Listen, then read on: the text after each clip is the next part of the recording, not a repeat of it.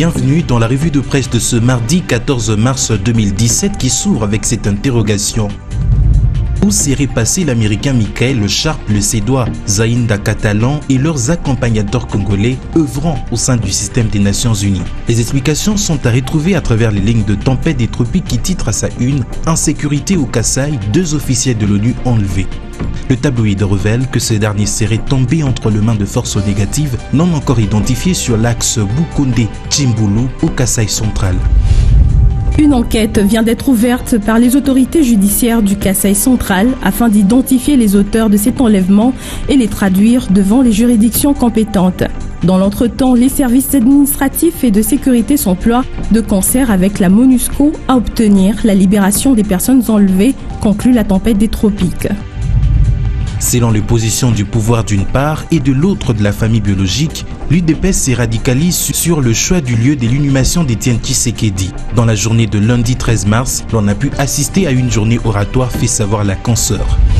Le porte-parole de l'UDPS, Augustin Kabouya, a annoncé le lancement très prochain des travaux de construction du mausolée d'Étienne Tshisekedi à Limete au siège du parti. Monseigneur Gérard Moulumba, frère du défunt, s'est aligné sur la position du parti d'enterrer le sphinx de Limete dans sa tanière. Tshisekedi, affirme-t-on, ne serait pas le premier à être inhumé dans sa résidence et au siège de son organisation, fait remarquer la Prospérité. L'avenir également s'intéresse à l'inhumation du sphinx limité et met à sa manchette l'UDPS sans tête. À quel jeu joue l'Union pour la démocratie et le progrès social, parti cher à Étienne Tshisekedi, après son dernier volte-face contre l'enterrement du père de la démocratie dans un carré bien aménagé au cimetière de la Gombe par le gouvernement provincial de Kinshasa, s'interroge ce quotidien.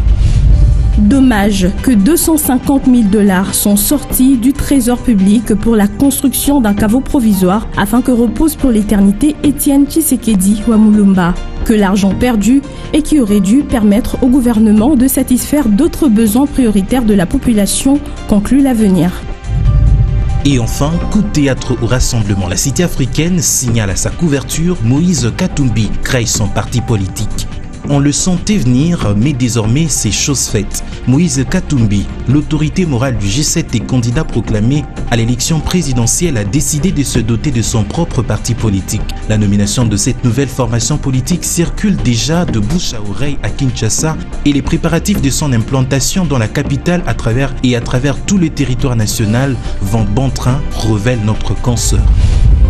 À Kinshasa, les cadres du parti ont déjà été nommés pour les 4 anciens districts de la ville, Funa, Tchangu, Lukunga et Moamba, et l'on s'attelle actuellement à la désignation des cadres et autres responsables pour les 24 communes de la ville. Un travail similaire serait en train de se faire dans toutes les provinces du pays, conclut la cité africaine.